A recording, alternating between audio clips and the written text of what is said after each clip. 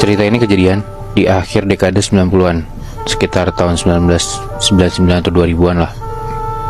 Ada seorang sepasang suami istri. Ini nama asli by the way. Namanya Rosa dan Doni. Umur mereka sama-sama menuju 30 tahun. Doni ini pegawai BUMN dan Rosa tuh ibu rumah tangga. Dan mereka ini tinggal di daerah Jogja. Nah di tahun itu tuh tahun keempat mereka nikah dan mereka belum juga punya anak. Sempat kepikiran sama mereka buat coba ke dokter, program bayi tabung atau program-program dari dokter gitu. Tapi setelah dipikir-pikir lagi, akhirnya mereka nggak jadi ikut program itu. Dan ya udah, kalau emang belum rezeki mah nggak apa-apa, ikhlas aja. Semoga nanti ada jalannya buat punya anak gitu, mereka mikirnya. Nah di suatu hari, Doni ini dinas keluar kota sekitar 5 harian, Natmoy. Dan ini kali pertama Doni ninggalin Rosa sendirian. Udah tuh, selama 4 malam Rosa tidur sendirian di rumahnya. Singkat cerita, di hari kelima, itu tuh hari Jumat, itu hari dimana harusnya Doni balik dari dinasnya dia. Dan sekitar jam 12 malam, Rosa buka pintu depan, karena Rosa ngedengar ada orang ngetok-ngetok pintu depan rumah dia. Pas dibuka, ternyata Doni. Nah setelah masuk rumah, entah kenapa di malam itu Doni itu birahi banget, Natmoy. Dan Doni itu minta buat berhubungan sama istrinya. Di situ Rosa mikir, oh mungkin udah 5 hari nggak ketemu, kangen kali suami gue sama gue gitu. Ya udah tuh, mereka ngelakuin hubungan suami istri di kamar mereka. Dan di saat itu Rosa ngerasa kok Doni itu agak beda. Bedanya tuh Doni pas lagi berhubungan suami istri itu, suaranya Doni ini kayak berat menggeram gitu loh, kayak kayak gitu. Dan satu hal lagi yang nggak biasa, Natmoy, si Doni itu mainnya bener-bener hebat banget, kayak jago dan kuat banget gitu loh. Emang tadinya dia nggak kayak gitu? Sebenarnya lebih ke arah kayak nggak pernah nih Doni sejago ini gitu loh, dan sekuat itu, bener-bener lama banget mainnya. Oke. Dan gara-gara itu Rosa tuh bener-bener kecapean sampai tepar banget dia. Nah begitu paginya si Rosa ini bangun, itu kondisinya udah jam 10 pagi. Telat tuh si Rosa bangun, karena biasanya dia sholat subuh dan jam 8 pagi udah beres-beres rumah. Tapi dia lihat si Doni ini udah bangun duluan. Nah Rosa nanya ke Doni, aku kesiangan kok nggak dibangunin. Terus di situ Doni jawab, iya tadi malam aku sampai rumah kamu udah tidur, kayaknya kecapean banget. Makanya aku nggak berani bangunin, takutnya kamu ngantuk. Nah si Doni tuh bilang, lagian ini hari Sabtu juga ya, biarin aja kamu istirahat sampai siang. Kaget dong Rosa, kayak lo berdua tadi, kayak ya baru sampai rumah, gimana caranya? Padahal tadi malam gue sama suami gue bisa main gitu kan. Tapi di situ Rosa diem aja, karena dia takut kalau mungkin ya dia halu atau cuma mimpi doang gitu. Takutnya malah salah paham juga ya. Betul. Akhirnya dia nggak ngomong. Diem doang. Singkat cerita, beberapa minggu setelah kejadian itu, Rosa tuh ngerasa perutnya sakit dan mual-mual. Setelah dibawa ke dokter, ternyata Rosa ini hamil, Natmoy. Di situ Rosa dan Doni senang banget, akhirnya mereka bisa punya anak setelah 4 tahun gitu kan nikah nggak punya anak. Udah nunggu lama banget gitu kan. Dan sejak udah ketahuan hamil, ya karena udah nunggu lama juga, itu tuh bikin Doni sama Rosa tuh yang ngejaga banget lah si Rosa ini kondisinya. Dan bahkan gak cuma mereka berdua, tapi nyokapnya Doni tuh justru ikutan lebih concern sama Rosa gitu loh, jadi lebih diperhatiin. Nah berjalan sampai kehamilan di bulan kelima, di situ nyokapnya Doni tuh ngerasa kalau Rosa ini kelihatan makin kurus gitu, kayak perutnya tuh makin gede, tapi badannya Rosa nih makin kurus, kayak timpang gitu loh badannya. Kebayang gak sih? Misalnya kayak perutnya makin gede, tapi tangannya Rosa tuh mengecil. Terus kayak mukanya tuh rada-rada pucet, kagak capek gitu. Tapi perutnya tuh tetap makin gede gitu loh.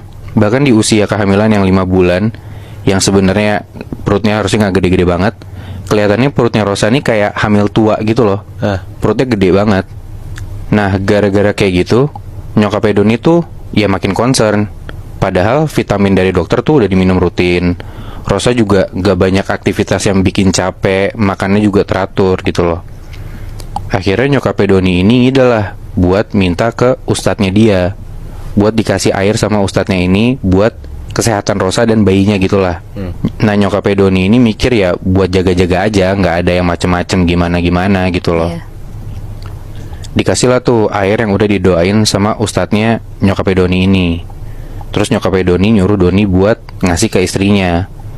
Awalnya Doni nggak mau, Moe.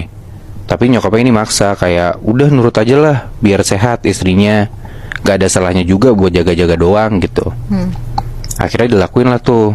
Doni ini nyampurin si air putih yang udah didoain, dicampur ke, kalau misalkan Doni lagi bikinin teh buat istrinya. Terus kalau misalnya Rosa minta ambil minum, dia kasih air ini gitu. Dan setelah itu beberapa hari kemudian, perutnya si Rosa ini kayak melilit dan Rosa tuh ngakunya sakit banget badannya dia. Dibawalah ke rumah sakit, dicek sama dokter, dan tiba-tiba setelah dicek USG, bayinya Rosa ini gak kelihatan bergerak, Moe. Gak ada kelihatan detak jantungnya. Padahal harusnya kalau bayi dicek ke USG ada detak jantungnya gitu kan. Iya. Kayak gerak-gerak dikit gitu loh.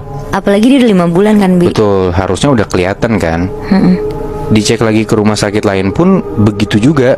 Yang kelihatan di USG tuh bukan bentuk bayi yang kecil kayak ya 5 bulan. Kalau dicek di USG tuh kayak kelihatan sedikit anggota tubuhnya atau gimana. Ini tuh enggak, kayak cuman segumpal daging doang dan gak gerak sama sekali.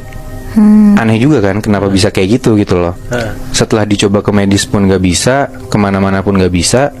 Si ibunya Doni ini akhirnya ngide lagi. Dia maksa buat ke ustadznya dia. Dan akhirnya setelah Doni, Rosa, dan nyokapnya Doni ke situ, dilihat sama ustadznya ini, dan menurut si ustadz ini, dia bilang ternyata anak yang dikandung sama Rosa itu bukan anak manusia, tapi anak genderuwo. Dan ternyata hal ini kejadian gara-gara di saat itu yang pertama kali Doni itu dinas keluar, yang dia ditinggal 5 hari, itu tuh si Rosa dalam tanda kutip lagi main sama genderuwo yang nyamperin si Rosa. Gila. Jadi si Rosa ini disetubuhin sama genderuwo, yang mana genderuwonya itu tuh ada di sekitar rumahnya si Rosa dan Doni.